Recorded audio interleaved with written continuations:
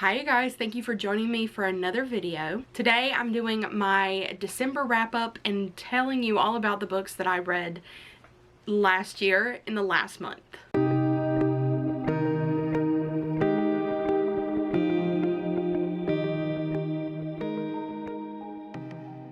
So I did want to say before we get into my December wrap up that I am going to be hosting a giveaway since I hit 1,000 subscribers this month, and I'm going to be giving you guys all of the details at the end of the video, so make sure to stay tuned and see what those are so that you can be entered in the giveaway.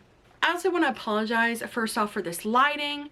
I know you guys already know I hate looking like I'm walking out of a Twilight movie, but until the sun decides to shine again in South Carolina, this is the kind of lighting I'm stuck with. I don't have any fancy like lightings. I don't have like a ring light or anything like that. So I'm just going to blend in with the Cullens today, and yeah.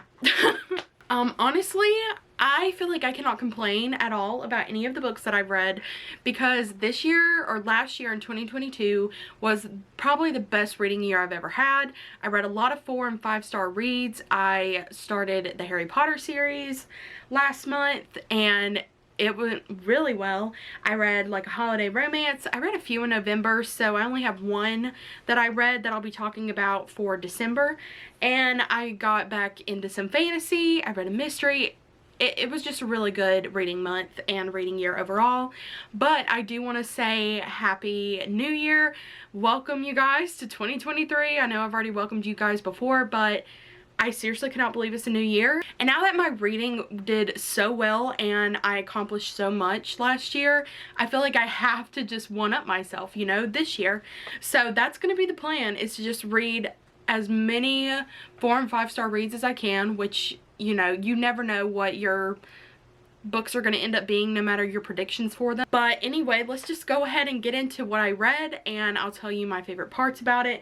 Most of these I've gone over in TBRs, so I'm not going to give you the rundown of what they're about. I might mention a few things, but overall we're going to be focused on what I liked or what I didn't like about these books. So my first read was obviously encouraged by Olivia, and she picked up Holiday Romance by Catherine Walsh, and she was in love with it within like the first 20 pages. She was already predicting that this was going to be at least a 4-star read for her, and I knew that I had to get it. So I went ahead and purchased it. She said that the witty remarks and the banter between the characters and the love interests were just... they reminded her of Emily Henry, and I could not agree with that fact more. So they're stuck in America because that's where they live, but they're trying to get home to Ireland because Christmas means a lot to Andrew, and Molly's brother's wife, her sister-in-law, is having a baby, and she wants to be there for her niece or nephew when they arrive. The thing that we get though is the background that Andrew and Molly have known each other for years, and they make this trip every single year, and it makes it more enjoyable and less stressful when you're flying, you know, for hours on end, when you know a person and you get to sit beside them every time you make this flight. So Andrew is like the sunshine and Molly is definitely the grumpy person in this book, but I absolutely adored it. It is a friends to lovers, grumpy sunshine, forced proximity. I think there's a one bed trope at some point. So there are many tropes in this book that I personally enjoy, and it just made the story even better. I also love the fact that we get kind of dual timelines. We get to go back to each flight and discover what kind of relationship Molly and Andrew have built from these flights, and we get to see basically what kind of people they are. They've obviously grown within like the 7 or 8 years that they've been flying together. It may even be 10, I'm not 100% sure, but they've been flying together for a while now, and their friendship has just built to a point where they're best friends and they trust each other with anything. So when stuff goes like astray and stuff like that, they are sent on this course to try and get home as best way as possible and as fast as possible so they make it home in time for Christmas. And this book started out with a bang, I'm not gonna lie. It started out with a freaking kiss, and that's not a spoiler to me, but it started out with a kiss between our two love interests, Andrew and Molly, and I was I was shook. I was like, oh, okay, we're going that route. That's perfectly fine with me. And it was the best thing ever. Andrew is now a book boyfriend. Add him to the list. Check him off. I really loved the atmosphere of this book. You definitely got the like Christmas and wintry vibes from it, just because they are out and about, and it describes, you know, the cold weather and things like that, the snow, everything that you get in terms of winter time. I also love their little journey and getting to see Molly and Andrew try and like bind together to get over these obstacles that they're facing just to make it home. And I love books where it seems like every single time you get one thing, something happens where there's another falling out and you're forced to try and figure out a way around yet another obstacle in your journey. I also really enjoyed Andrew's family in this book. You don't really get to see them until closer to the end of the book, but they are just the most like random people put together to make a family, and it made me feel better about my family feeling that way. You know, you always have people that are so different and they clash and there's arguments, and it just felt like Catherine Walsh knew what she was doing when she was writing this family. But I definitely think that if you enjoy authors like Christina Lauren or Emily Henry, that, or even Abby Jimenez, that you will enjoy this book, especially around the holiday season. And this title is just everything to me, because anytime you look up holiday romance, that's exactly what you're going to find is this book. And again, I will definitely be picking up more by Catherine Walsh just because of this novel. December was obviously the month that I started my Harry Potter read-along. It went so well. I got the first 3 books of the Harry Potter series read. So obviously the first one I started out with was the first book in the series, which is Harry Potter and the Sorcerer's Stone. I almost said Philosopher's Stone, but that's in the UK only. I, again, am going to thank Olivia for this beautiful Mina Lima edition of Harry Potter. This really brought, I feel like, Harry Potter to life for me. You get to see different interactive artwork in it, and it just gives you a better visual while you're reading, and it was just a really fun time, and I made sure to take my time with this first book.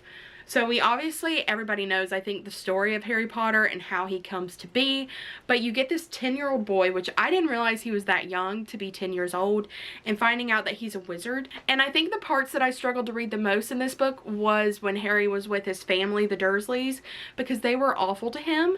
I didn't understand, like, even if you don't really like this boy, or you feel like he's a burden to your family, I don't understand why they treat him the way that they do. It makes me so angry, and I just want to scoop him up and bring him home with me and treat him the way that he deserves to be treated. But this book, I literally did not know what I was missing with Harry Potter until I read this first book. You get the mystery of finding out who Harry is, why he is so important in the wizarding world, who is this you-know-who, Lord Voldemort, that they are talking about, and figuring out his background story and seeing how Harry's growing with who he is. He gains a lot of self-confidence, I believe, in this book. Even if he doesn't have that much, I still think he gained a lot by making friends at this school, by learning new things, and just being an overall hero for a lot of people. We all know that I love a good fantasy story, so when this book can literally make up a sport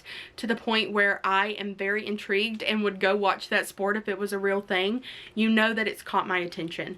I loved the setting in this book. You can imagine every room in the castle that is Hogwarts. You can imagine all of the teachers, all of the characters, and there really aren't that many unlikable characters in this book. Obviously the bad guys are going to be unlikable, and I feel like that's a given with any book, but this one, again, did it so well to the point where I was just falling in love with all of the characters, and I loved the setting in this book. So I seriously cannot wait to just keep reading these and fall in love with everything about them even more. So the next book I read is Harry Potter and the Chamber of Secrets, which is the second book in this series. I want to give a shout out to Gabby from Gabbing About Books. She got me the next Mina Lima edition, which again, we get these beautiful illustrations to just kind of give you those visuals for what you're reading about. A lot of people made me a little bit concerned about this book because Chamber of Secrets definitely isn't everybody's favorite book. It has a very difficult and kind of hard to understand ending, in my opinion. But again, this just made me fall in love with the characters even more. You get to see more of the Weasleys, who are my favorite family ever. You get to see Harry, learn a bit more about his background and where he comes from. And you also get to see that internal struggle of if he is where he belongs. This book also introduced me to one of my least favorite characters in this series, and that is Gilderoy Lockhart. He is the absolute worst. I could not stand him. I thought he was manipulative. I thought that he was a coward and just a liar, and I know everybody probably agrees with me on that point, but this was the first book where I wanted to kill someone and just kind of strangle them until they stop breathing, which sounds very morbid, and it is, and that's premeditated murder. I'm going to keep that clip in, though.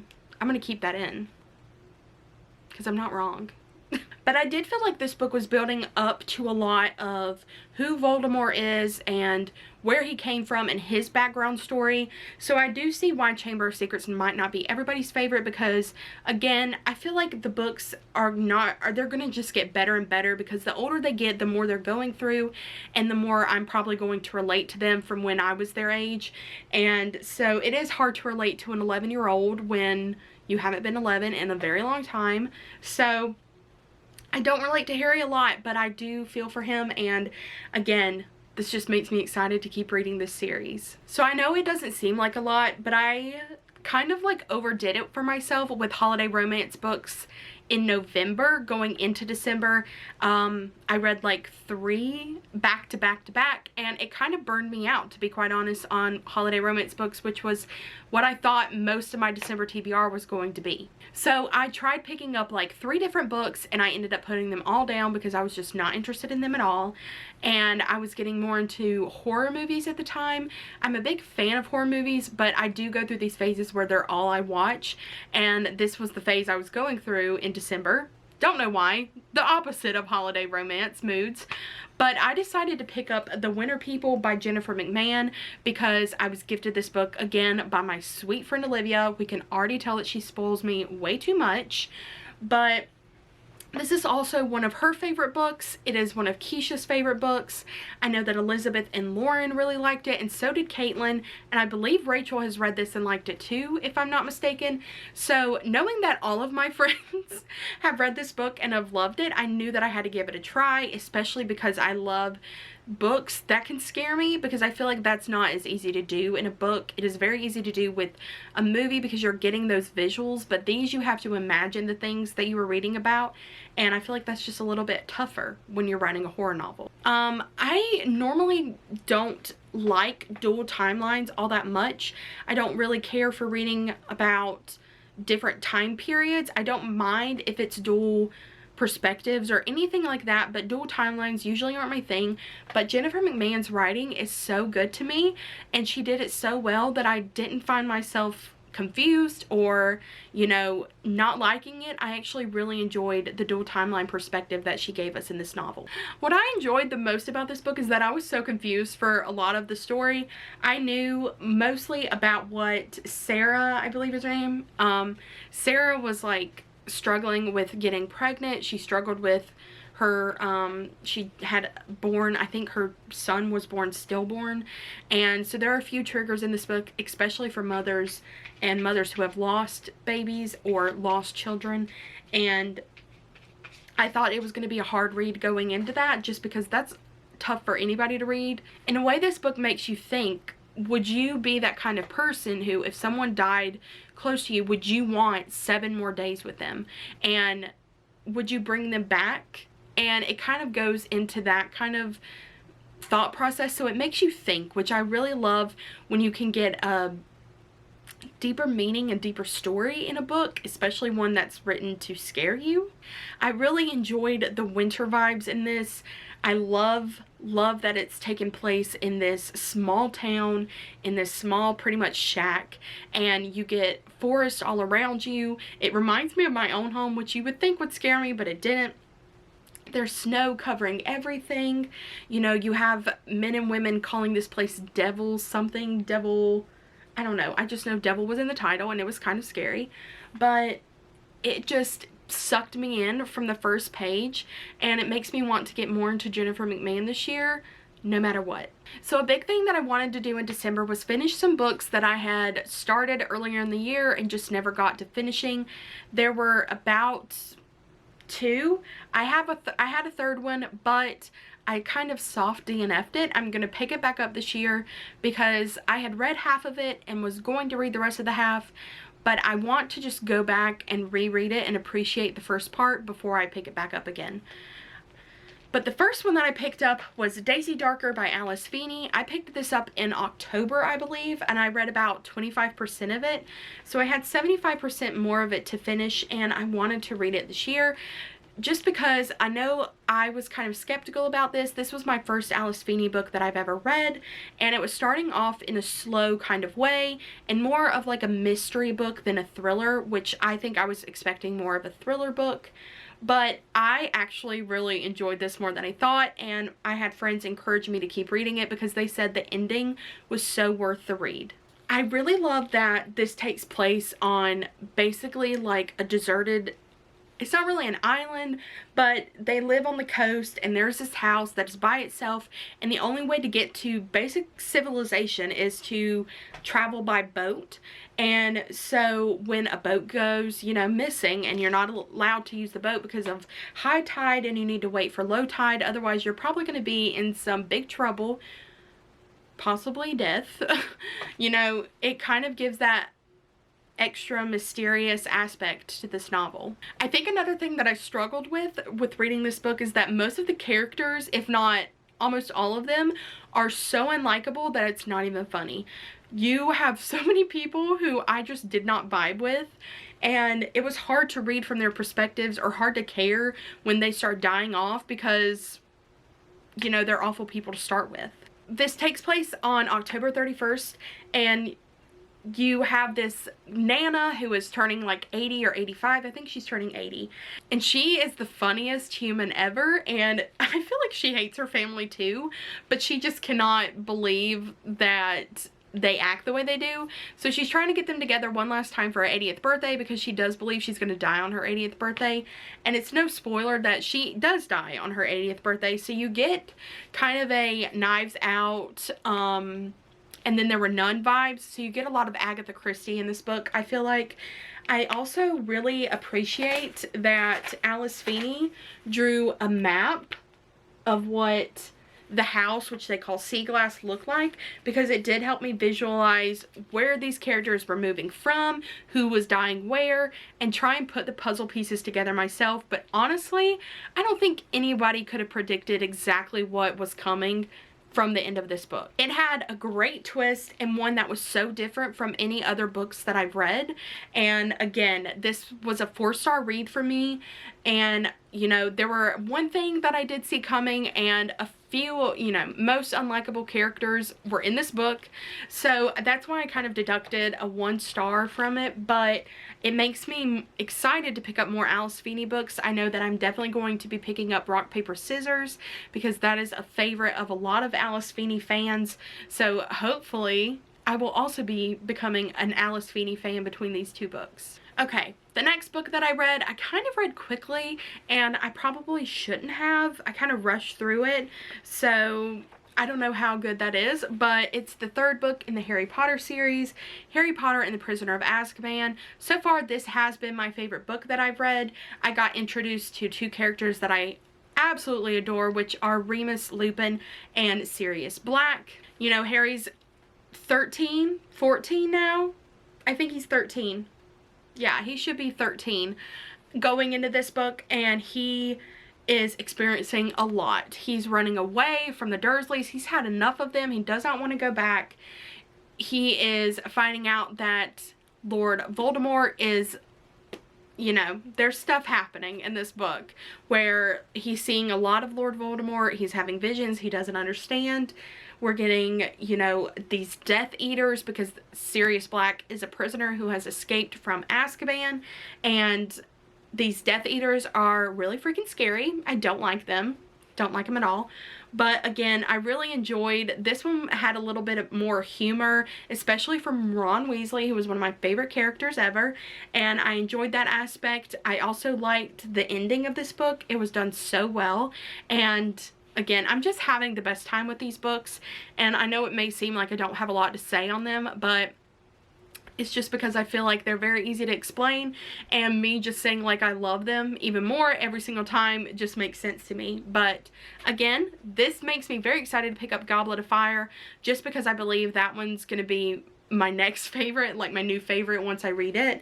But I really did enjoy this book, and Harry learning again more about his background and his parents, and I'm just ready for all the puzzle pieces to just kind of fit together and make sense in the end. And I don't think I could have asked for a better book to finish off 2022 with than Six of Crows by Leigh Bardugo. To be honest, I didn't really enjoy Shadow and Bone that much. I enjoyed the aspect of it. I think I would have been more obsessed if I would have read it when I was younger, or a little bit younger than I am now.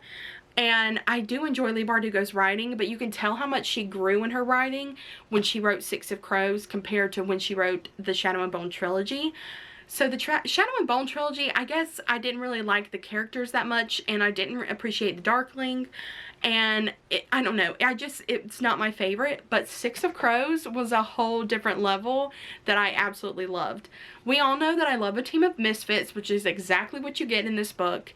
I loved every single character, literally every single character. I absolutely adored, and this book gave me twists that I was not expecting. You have kind of an enemies to lovers, you have a friends to lovers trope, so you get kind of best of both worlds in this book, in my opinion. And they're performing this heist, which I always love when they're performing something together, and it's like an impossible heist to pull off. And again, we're getting through where these people just have obstacles on top of obstacles, and you're wondering when it's going to end. And I also felt like this book gave me the wintry vibes as well, because I could just imagine the ice and the snow that were around the crows when they were trying to perform this heist. And everything about this world was just perfect. I could imagine every single character down to what they were wearing. And now that I finished Six of Crows, I'm definitely excited to go ahead and start the Shadow and Bone TV show. I wanted to have the Shadow and Bone trilogy and the Six of Crows duology read, but Olivia told me that I was good as long as I read Six of Crows, that Crooked Kingdom isn't really in there. So I am planning on reading Crooked Kingdom at some point this year, but I know that it's going to rip my heart out because I've been told that it's going to, and I'm just scared at this point. So when I'm in the mood to cry, I will pick up that book. But on to even bigger news, you guys, I hit 1K going into January this year on YouTube, and I could not be more thankful for this community. You guys have given me an outlet for where I have been able to just express my love of books, and I've made friends. I have literally made lifelong friends through this community, and just I have found new things that I love, and you guys have brought me more joy than you know. So to celebrate hitting 1K on YouTube, I do want to do a giveaway for one of my subscribers, and it's obviously going to be a bookish giveaway. So what I would like to do is I would like you to comment down below what your favorite read of 2022 was, and every person who does that will be automatically put into the giveaway drawing. And at the end of the giveaway, which I'm going to be doing it probably set for the end of January, so I will let people, you know, do whatever until January 31st, and then on February 2nd I will pick out the name and make sure that I let you guys know who the winner is, and I will be gifting them a book from their Amazon wishlist and a surprise to go along with it. But again, I want to say thank you guys so much for all of your support, and thank you guys for joining me for this video, and I will see you guys in my next one.